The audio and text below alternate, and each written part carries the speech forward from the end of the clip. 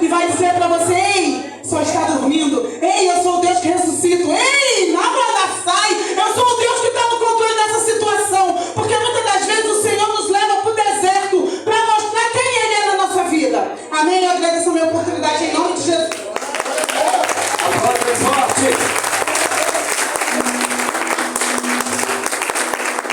Estenda suas mãos para cá. O mensageiro não sou eu, é nosso diácono Valmir. Pega a espada, varão. Estenda suas mãos para cá. Aleluia. Excelentíssimo Deus e eterno Pai, aqui está o teu filho, que deu o seu melhor. Aqui está o esboço, aqui está a palavra, mas o intérprete nessa noite é o teu Espírito. Você pode glorificar o Senhor? Aleluia. O tema central é o Senhor Jesus. E o autor é o Senhor que está aqui nessa noite. Por isso, Deus, toma a sua boca emprestada. A tua igreja não veio para me ver, não veio para vê-lo, mas vieram para te adorar. Você pode adorar o Senhor?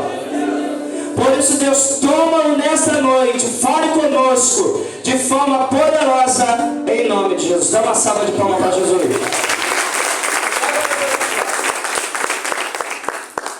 Boa noite, igreja Paz. Depois da Lene, né, que é lá em cima, vem o Valmir, que é meio, né, mais tranquilo. É igual você pegar pastor Flávio e pastor Marcos, né? Lá em cima, o outro mais tranquilo. Né? Mas eu queria começar perguntando a vocês: quem tem promessa de Deus na sua vida? Só? Todos nós temos promessas de Deus. E as promessas de Deus vão se cumprir nas nossas vidas. Ô, glória! Mas para cada promessa há um processo. E às vezes o processo é um pouco longo, um pouco árduo. Mas tudo na vida tem o seu lado A e o lado B. E para que as promessas de Deus se cumpram, né, a gente vai passar por batalhas, por lutas, dificuldades. Mas também vão aparecer aí os opositores. Todo crescimento ele traz um opositor. Pode ser uma pessoa, pode ser uma figura, pode ser um algo, pode ser você mesmo, o opositor da sua vida. Quem aí conheceu o disco de vinil? Você conheceu o disco de vinil tem mais de 25 anos, né? Muito mais. Então, o disco de vinil, ele trazia dois lados. O lado A e o lado B. O lado A era aquele que só tinha aquelas músicas mais conhecidas, né? Aquela música daquele cantor que estava lá no topo, né? Na mídia, né? Que eram as mais tocadas, né? Nas rádios. E o lado B era aquelas músicas que não se conheciam. Então, quando você comprava o disco lá, o disco de vinil, você levava um combo, né? E você, quando chegava em casa, que você ia ouvir aquele disco, você, quando chegava no lado B, você se deparava com algumas coisas que você não conhecia, que você nem sabia que aquele cantor tinha gravado aquela música. O lado A, ele representa as nossas vitórias, as bênçãos, conquistas. E o lado B representa os processos, as lutas, as dores, aquilo que ninguém deseja. Hoje, né, quando a gente vai fazer uma compra de música, né, você escolhe exatamente a música que você quer, você só compra aquela música. Na época do vinil, não. Você levava os dois. E as promessas de Deus são assim. A gente vai lá com a intenção das lutas, das bênçãos, das vitórias, mas leva também aí algumas dificuldades, alguns processos. Né? E dentro desse processo, o processo ele traz crescimento. E dentro desse crescimento, o nosso crescimento ele desperta em algumas pessoas um sentimento negativo chamado inveja. A inveja ela é uma tristeza por algo que o outro possua. É uma intolerância, é uma dor, é o medo de ficar para trás. A inveja nasce da comparação. Quando se olha para o que o outro tem e que eu não tenho, ou aquilo que o outro tem e o que eu tenho, a gente faz uma comparação. Muitos personagens na Bíblia passaram pela inveja. A gente começa lá em Caim, que teve inveja do seu irmão, José, que foi vendido por seus irmãos por inveja, O apóstolo Paulo também passou por inveja. O próprio Cristo, né? Ele também passou pela inveja. Né? E o nosso personagem de hoje, que é Davi, também vivenciou a inveja. Eu peço que vocês abram lá no primeiro livro de Samuel, capítulo 18, versículo de 6 a 10.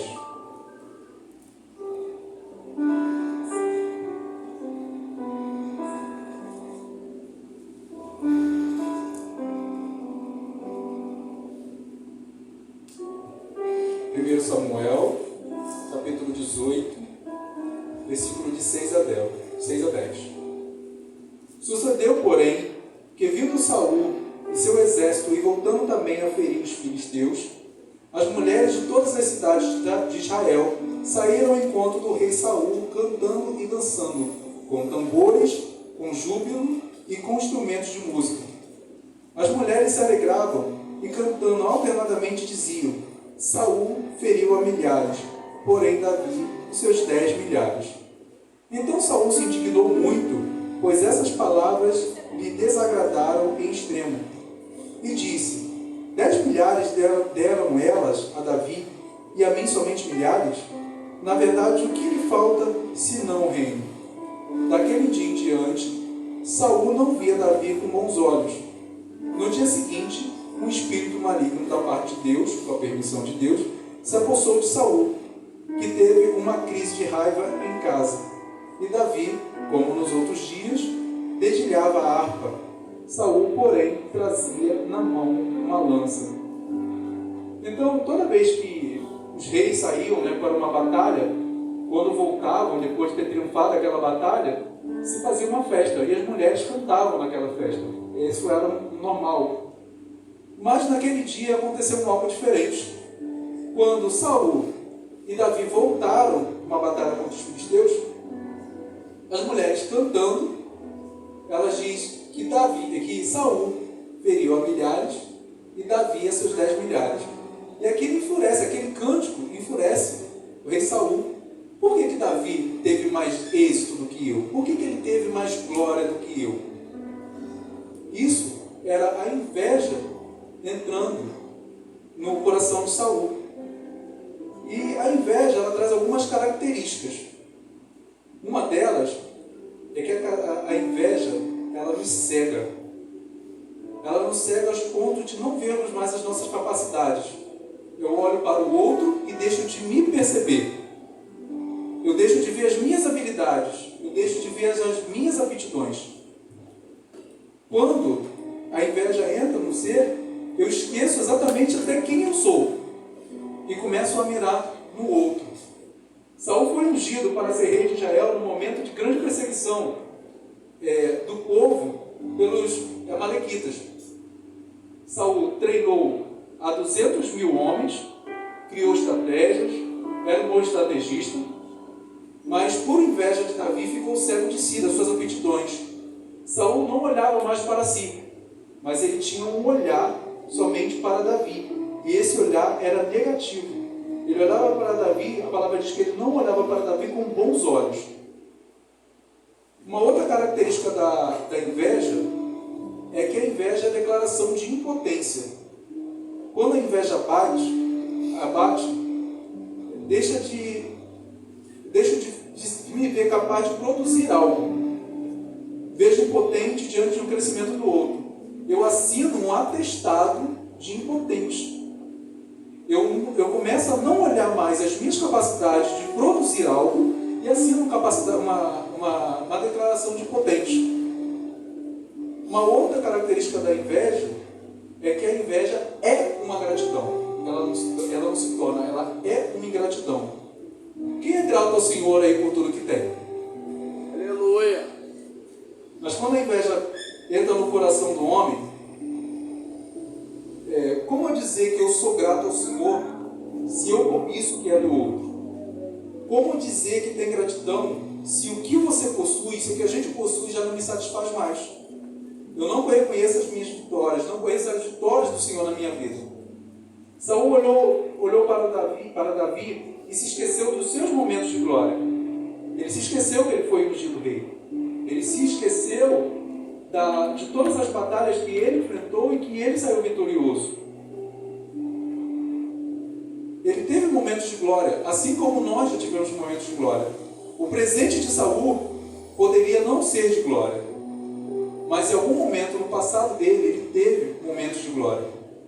E a gente, quando se permite, né, viver em gratidão, a gente esquece tudo que a gente ganhou, tudo aquilo que a gente conquistou do Senhor, e simplesmente a gente se apega como o Saul fez, se apega a olhar para Davi e ver os momentos de glória dele. Não interessava mais aquilo que ele tinha vivido, mas o que o enfurecia, o que deixava ele olhar, né, fixar, era o que acontecia com Davi. Saul se esqueceu das conquistas do seu reinado. Quantos pensamentos te cercam? Quais os pensamentos te cercam? O medo do crescimento do outro ou as experiências que você teve com Deus? O que tem entrado na sua mente hoje? As suas experiências com Deus? Mesmo que hoje você esteja talvez um pouco mais seco, não esteja vivendo novas experiências com o Senhor? Ou o medo que o outro viva alguma experiência com o Senhor que você não esteja vivendo? Uma outra característica da inveja é que a inveja é um pecado envergonhado. Vou fazer uma pergunta. Quem é que se sente invejado por alguém? Quem é que se sente invejado por alguém? Ah, alguém tem inveja da minha vida. Alguém tem inveja de tal coisa. Da minha vida, da minha casa, do meu trabalho, do meu relacionamento. E agora, quem é que sente inveja de alguém? É uma conta que não fecha, né? Então, tem gente que se orgulha de muitas coisas. Tem gente que se orgulha de ser pavio curto, né? Aquela pessoa não leva o desaforo para casa, se pisar no meu calo, a coisa fica diferente. Tem gente que se orgulha de ser avarento, né? Não, eu sou controlado. Eu não gasto dinheiro à toa. Morre em missa, né? Ali, ó. Tem gente que se orgulha de ser fofoqueiro. Eu não sou baú para guardar segredo, não é isso? Não guardo nem dinheiro, né? É aquele lema antigo de uma emissora que acabou. Aconteceu, virou manchete. Se você está sendo invejado, é porque você está crescendo. Ninguém atira pedras em árvores sem fruto. Interessante é que a pessoa que tem inveja, ao invés de ela procurar se melhorar a si próprio, ela começa a querer matar o outro. Ao invés de ela procurar crescer, ela procura destruir.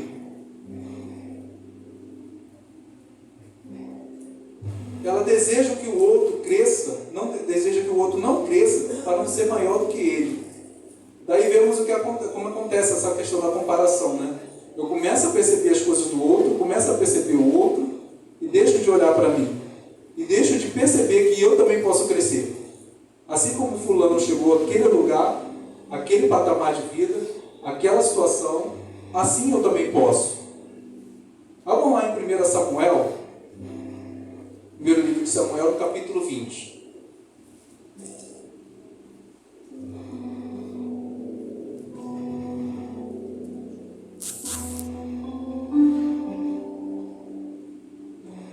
Versículo 31 e 32. Pois enquanto o filho de Jessé viver sobre a terra, nem tu estarás seguro, nem seguro o teu reino. Pelo que manda buscá-lo agora, porque deve morrer. Então respondeu Jonatas a Saul, seu pai, e disse: por que ele deve morrer? Que fez ele? Então Saul atirou-lhe com a lança para o ferir.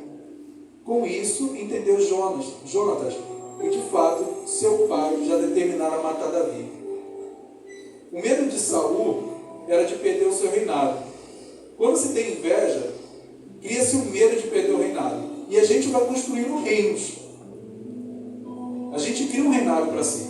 O meu trabalho pode ser o meu reinado, a minha casa pode ser o meu reinado, o meu relacionamento pode ser o meu reinado, o meu ministério pode ser o meu reinado. E ali a gente tem medo de qualquer pessoa que cresça mais do que eu possa tomar aquele espaço que é meu, aquilo que eu conquistei.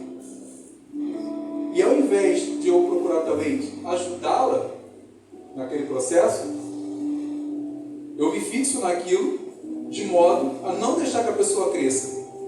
O reino é meu, aqui esse lugar é meu, aqui nesse lugar você não entra. E tem muitas pessoas que ela se estagna em um determinado lugar de tal forma que ela não cresce. E quando o outro chega, trazendo crescimento, novidade, aquilo causa furor. E ela usa até de mentiras para derrubar uma pessoa. O pastor Fábio, no culto de ministérios, de sábado agora, ele falou que precisamos nos reinventar. Às vezes mudar de ministério, fazer novas experiências. E as pessoas às vezes estão lá, 10 anos no mesmo lugar, fazendo a mesma coisa, do mesmo jeito, sem gerar crescimento, mas quando uma outra pessoa chega naquele lugar, a primeira coisa que ela faz é botar a patente de fora e diz logo: eu estou aqui há 10 anos, esse aí chegou agora e já quer lugar na janela. Em 2 Timóteo, segunda carta de Timóteo, capítulo 3, de 11 a 12, o apóstolo Paulo fala que todos vamos sofrer perseguições.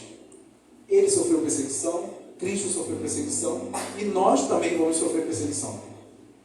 E ele diz assim: as minhas perseguições e os meus sofrimentos, quais me aconteceram em Antioquia, Icônio e Listra, que variadas perseguições tenho suportado, de todas, entretanto, me livrou o Senhor. Ora, todos quantos quiserem viver piedosamente em Cristo Jesus serão perseguidos. A igreja de Cristo sofre perseguição. A nossa igreja, a igreja cristã contemporânea, ela sofre perseguição dos fariseus. Lá fora e aqui dentro. Teu pastor também sofre perseguição. Você vai sofrer perseguição. E para todos aqueles que querem viver uma vida em Cristo, tem que se preparar para viver perseguição. É uma luta, a luta diária. A gente não vai fugir dela, mas a gente tem como se esquivar dela. Quando são os fariseus que se opõem apenas para que o seu reinado não se desestabilize. Algumas outras igrejas se opõem à igreja cristã contemporânea justamente com medo de que seu reinado seja desestabilizado. De que forma? Falei o tempo todo que os homoafetivos não teriam lugar no céu. Não eram bem vistos pelo Senhor. E se a igreja, hoje, a igreja inclusive, ela cresce, aquilo desestabiliza tudo o que eu falei. Não é mais uma verdade. Se eu permito que a igreja inclusiva cresça, eu também vou desestabilizar o meu reino a partir de alguns que podem deixar lá a minha casa, deixar lá a minha igreja, e daqui uns dias estar congregando aqui, né? Talvez este seja o medo do crescimento da igreja inclusiva, que também é a igreja de Cristo. Mas você sabe qual é a principal porta que a inveja usa para entrar na tua vida? Sua língua. Vamos lá, por favor, em Isaías 39.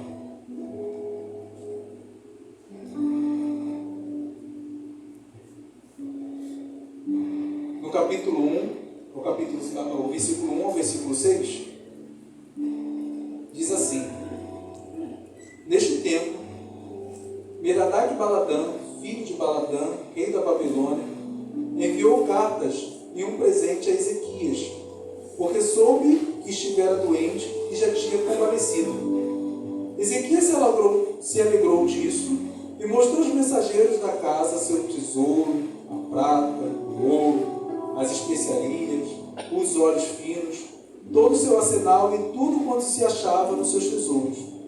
Nenhuma coisa houve em sua casa, nem todo o seu domínio que Ezequias não lhes mostrasse. Então Isaías, o profeta, veio ao rei Ezequias e lhe disse: que foi que aqueles homens disseram e de onde vieram a ti? Respondeu Ezequias: de uma terra longínqua, vieram a mim da Babilônia. Perguntou ele: que viram em tua casa? Respondeu Ezequias: viram tudo que há em minha casa, pois nenhuma há em meus tesouros que não lhes mostrasse. Então disse Isaías a Ezequias: ouve a palavra do Senhor dos Exércitos. Eis que virão dias em que tudo quanto houver em tua casa, com tudo que entesouraram teus pais, até o dia de hoje, será levado para a Babilônia, e não ficará coisa alguma, disse o Senhor. A passagem, ela nos ensina a ser prudentes com aquilo que a gente fala, e prudentes com as pessoas. Aconteceu que o rei Ezequias tinha sofrido de uma doença mortal. E o Senhor o curou daquela doença e lhe acrescentou mais 15 anos de vida. Aquela notícia se espalhou pelos outros reinos, né? E o rei da Babilônia envia uma carta e presentes para Ezequias através do empregado do seu governo. Ezequias, ao invés de falar da glória de Deus, dar o testemunho daquilo que o Senhor tinha feito, o que ele faz? Ele resolve mostrar o seu reino, mostrar o seu poder, mostrar o seu tesouro, mostrar tudo que tinha na sua casa. Ele vai lá, abre a porta da casa dele, pode entrar, fica à vontade, veja o que vocês quiserem ver. Mas não foi com boa intenção que o rei da Babilônia enviou aqueles homens até Ezequias. Na verdade, o interesse dele era tomar a Síria, que Judá já havia conquistado. Isso nos mostra como a gente tem que ter cuidado com aquilo que a gente fala com as pessoas, como a gente abre a nossa vida com as pessoas, como a gente se permite falar da nossa vida com as pessoas. Porque nem todo aquele que chega com presente, lisonjeiro, com todo carinho, tem boa intenção. Nem todo mundo que chega aí com agrado é porque a intenção é boa.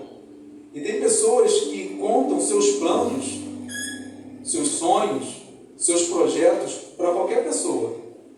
Conheci hoje, virou amigo, e eu já vou e abro minha vida, conto tudo que se passa. Tem gente que é tão livre nisso, que conta tudo o que acontece da porta de dentro da sua casa. Se permite falar. Fala do seu casamento, fala do seu cônjuge, fala do seu namorado. E ao invés de... E ele nem sabe qual é a verdadeira intenção daquela pessoa. Aí depois vem o babilônico e ó... Por que ele rouba? Porque foi mais fácil, né? Você já deu a planta toda, já disse tudo o que acontece, já disse tudo como é que se faz. A sua casa está aberta para ela entrar e para ela sair do jeito que ela quiser. O que as pessoas precisam ouvir da sua vida é aquilo que o seu testemunho fala de você, e não o que a sua língua fala de você. Aleluia! Um outro ponto importante é ter ao seu lado pessoas que reconheçam o seu chamado. Vamos lá em 1 Samuel, no capítulo 23, de 16 a 18.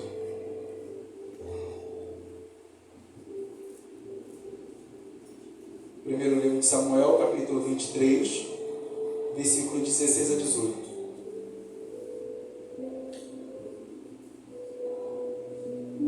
Então se levantou Jonatas, filho de Saul, e foi para Davi, a Oreza, e lhe fortaleceu a confiança em Deus e lhe disse: não temas, porque a mão de Saul, meu pai, não te achará. Porém tu reinarás sobre Israel, e eu serei contigo o segundo, o que também Saul, meu pai, bem sabe. Ambos fizeram aliança perante o Senhor. Davi ficou em Oreza e Jonatas voltou para sua casa. Jonatas ali, ele reconhece a unção que estava sobre Davi. Dizer que ele seria o segundo é reconhecer a capacidade que Davi tinha para o reinado e que talvez ele não tinha. Por direito, Jonatas, por ser filho de Saul, seria o sucessor após a morte de Saul. Mas ele entende o chamado de Davi. Ele reconhece o lugar dele. E ao invés de ele ter medo de Davi, ele faz uma aliança com Davi. ele se coloca como o segundo no reino. É aquele cara que entende, o seu lugar é aí, mas eu quero estar do seu lado, para te ajudar, crescer com você e crescer através daquilo que você vai me ensinar. Só que o maior problema, nosso maior problema, é o segundo lugar. Nós temos medo de sermos o segundo, a gente sempre quer ser o primeiro. Lá no capítulo 17, quando Davi, não precisa abrir não, quando Davi se coloca à disposição para enfrentar Golias, Saul vai lá e coloca sobre Davi a armadura, coloca sobre Davi, dá na mão de Davi uma espada, e a palavra diz que aquilo pesava sobre Davi, porque Davi era jovem, era pequeno ainda, uma base de 16 anos, e que Davi não consegue nem se movimentar com aquela armadura e com aquela espada, de tão pesada que ela era. Sabe o que isso nos ensina? Que aquilo que não é teu não vai te trazer conforto, vai te trazer peso. A gente tem que aprender a lutar com as nossas armas. A gente tem que aprender a lutar, a nos proteger com a nossa armadura. Cada um tem sua luz, cada um tem seu brilho. E a gente não precisa ofuscar o brilho do outro para que o nosso brilho possa aparecer, possa transcender. Cada um tem o seu espaço. Uma outra coisa importante é ter ao seu lado pessoas que te impulsionam. Já viu quando você conversa com uma pessoa e que você fala do seu projeto? Tipo, eu quero comprar um carro. E a pessoa já vem lá com a negatividade e fala, o preço da gasolina está alto, tem que ter seguro, o índice de roubo na cidade está grande, tal, vem cheio de negatividade. Eu quero comprar uma casa maior, preciso de uma casa maior, eu quero comprar uma casa maior, e a pessoa já fala do IPTU, já fala da segurança, que precisa botar câmera. Você fala que quer fazer uma viagem, a pessoa já fala que aquele lugar é ruim, que lá é muito frio, que lá é muito quente. Vem cheio de negatividade. Então, isso pode ser um indício da inveja que a pessoa tem, daquilo que você quer fazer, daquilo que aonde você quer chegar, e ela talvez não possa chegar. Você tem que colocar do teu lado pessoas que acreditem nos teus sonhos, pessoas que acreditem em você. Aleluia! Vamos dar uma olhada lá em 1 Crônicas, no capítulo 11, versículo 16 a 19.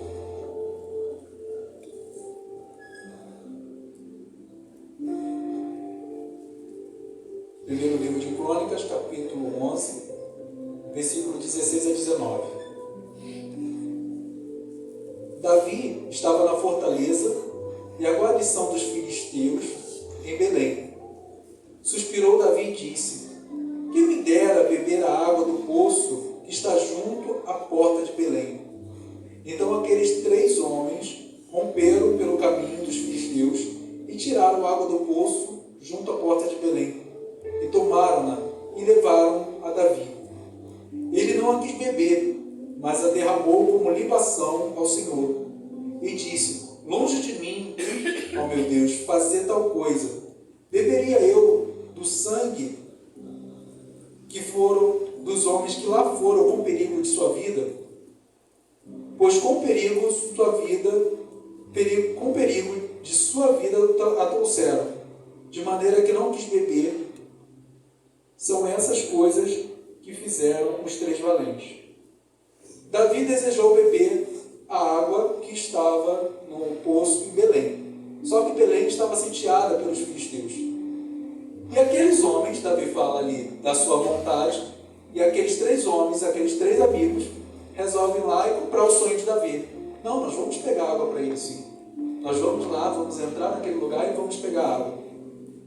E quando eles chegam a Davi reconhece ali o esforço daqueles homens em buscar água e fala assim: olha, eu não vou beber dessa água, pelo contrário, eu vou oferecer em sacrifício ao Senhor pelo que vocês fizeram por mim, pelo sangue que vocês derramaram por mim, para que eu pudesse beber dessa água.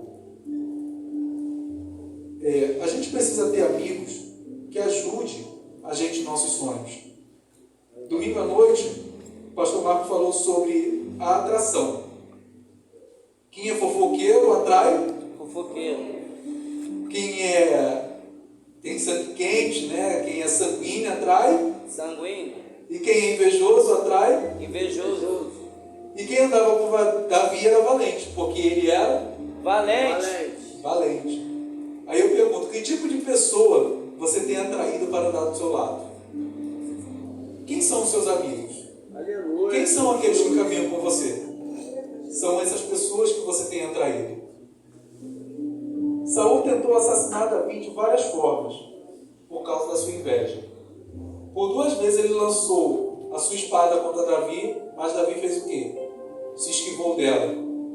Colocou Davi como chefe de 1000 soldados, aguardando que ele, à frente do exército, seria morto mais rapidamente. Mas Davi vai lá, cria táticas, novas táticas e se fortalece. Ofereceu uma de suas filhas para quem conquistasse mais vitória, com a esperança de que ele também morresse ali. E uma outra coisa, Saul pediu como dote 100 prepúcios filisteus para que Davi pudesse casar com Mical. E Davi trouxe quantos? 200, o dobro. Davi continuava ali, mesmo diante de tudo aquilo, Davi continuava crescendo. Ele estava se fortalecendo naquilo. Aleluia. Isso nos ensina que aquilo que vem para o teu mal contribui para o nosso crescimento. Aleluia. Esse patamar de luta é um patamar que nos desenvolve para nos colocar no lugar mais alto.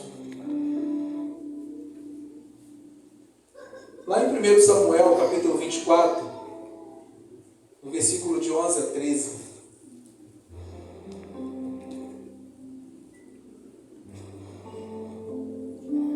diz assim: Olha, pois, meu pai, vê aqui a orla do teu manto na minha mão. No fato de haver eu cortado a orla de teu manto sem te matar, reconhece e vê que não há em mim nem mal, nem rebeldia, e não pequei contra ti. Ainda que andas a caça da minha vida, para me tirares. Julgue o Senhor entre mim e ti, e vingue o Senhor a teu respeito. Porém, a minha mão não será contra ti. Saul saiu a buscar Davi com 3.000 dos seus melhores soldados. E, no acaso, ele acaba entrando na mesma caverna onde Davi estava, com seus homens, né? Davi ali, ele corta um pedaço do manto de Saul, mas não mata. Uma coisa, Davi reconhece a autoridade e a unção que está sobre Saul. Davi não mata Saul porque confia na justiça de Deus e não precisaria ferir seu opressor.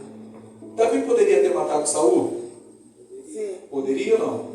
Sim. Mas Davi nos ensina aqui a não lutar com as mesmas armas dos nossos inimigos, a não se rebaixar. Davi ensina que jogar as mesmas regras que uma pessoa suja, você se torna sujo igual a ela. Davi olha firme para Saul e fala assim: olha, eu tenho um pedaço do teu manto na minha mão. Eu poderia ter te matado, mas não fiz. Veja que nenhum mal te fiz, que não tenho mal no meu coração, porque que o Senhor julgue a mim e a ti, e que Ele, o Senhor, se vingue, mas não vou levantar minha mão contra você.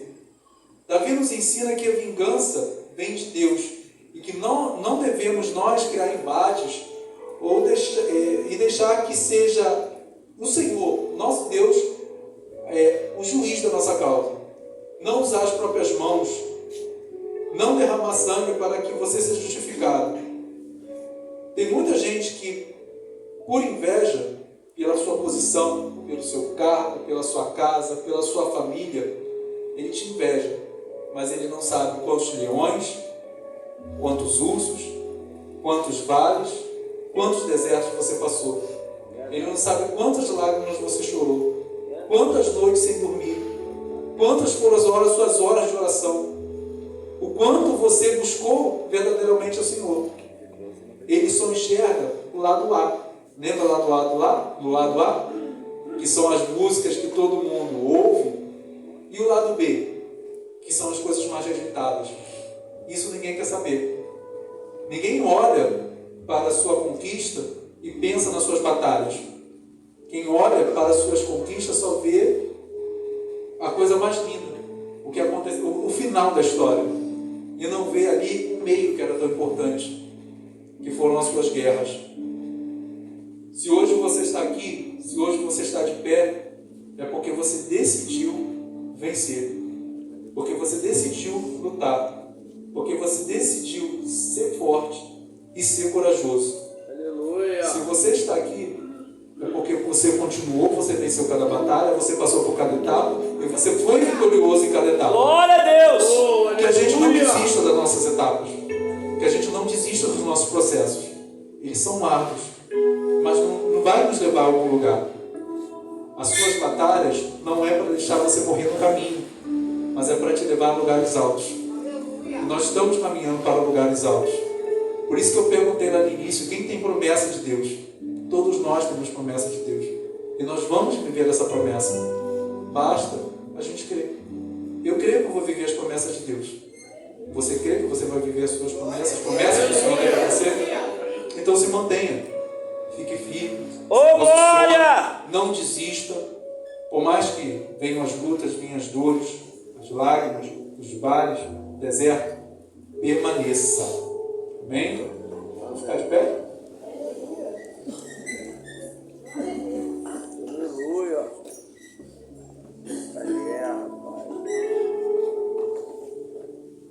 O que você faz nos seus momentos de dor? O que você faz nos seus momentos de deserto? Os momentos mais difíceis da vida de Davi, ele fazia salmos. E salmo é o espelho da alma. Nesse momento de perseguição, ainda na caverna, Davi escreveu o Salmo 57. Foi um momento da sua angústia. E no Salmo de 57 ele diz assim: tem misericórdia de mim, ó Deus, tem misericórdia, pois em ti a minha alma se refugia. A sombra das tuas asas me abrigo, até que passem as calamidades. Acha-se a minha alma entre leões ávidos a devorar os filhos dos homens. Lanças e flechas são seus dentes, espada afiada a sua língua. Amarraram redes aos meus passos, e a minha alma está abatida. Abriram cova diante de mim, mas eles mesmos caíram. Firme está o meu coração. Ó Deus, o meu coração está firme, e cantarei, entoarei louvores. Seu coração está firme no Senhor? Aleluia. Você permanece com o seu coração firme?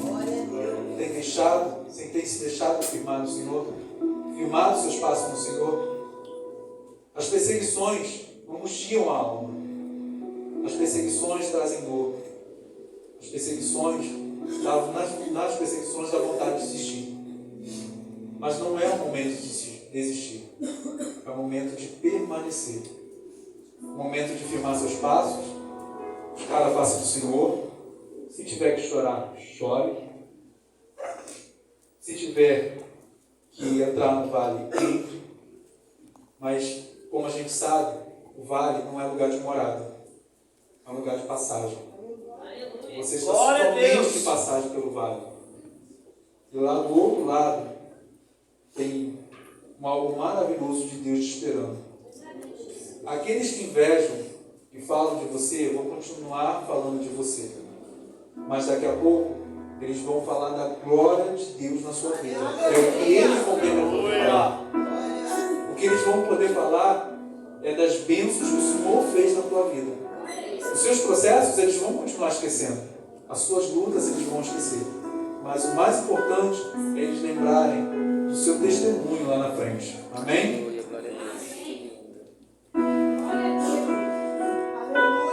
Feche teus olhos. Feche teus olhos, vamos adorar o Senhor.